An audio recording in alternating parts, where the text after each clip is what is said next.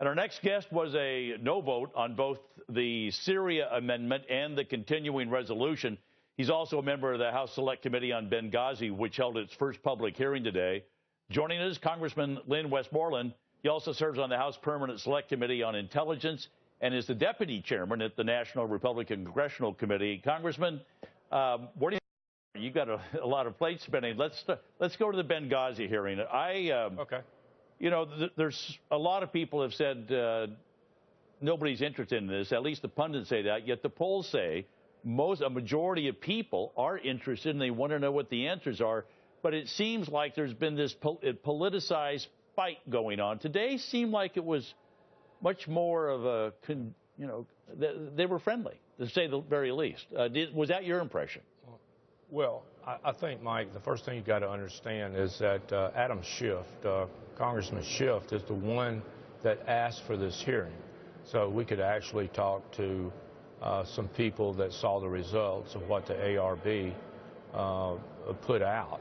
And so I think that it was a pretty bipartisan hearing.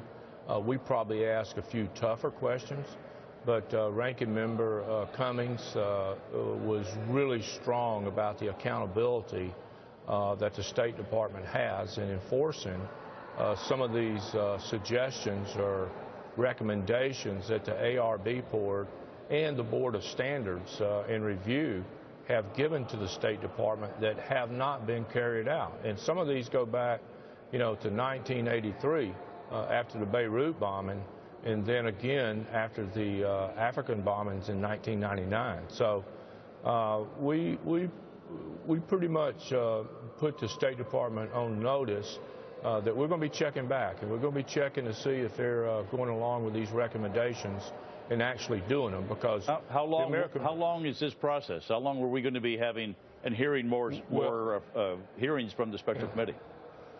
Well, on this particular, with the State Department, I would think that you'll have them in the next 45 or 60 days to see where they're at on the recommendations.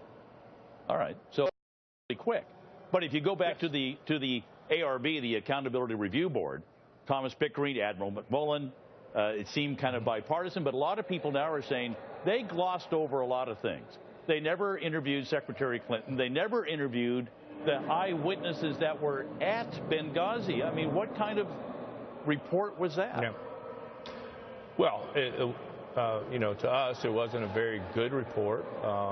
The members are selected by the Secretary of State, which really does not, in my opinion, make it an independent board, since the person that they're really looking at and what their communications and their standards were is the one that selected them to be on the committee.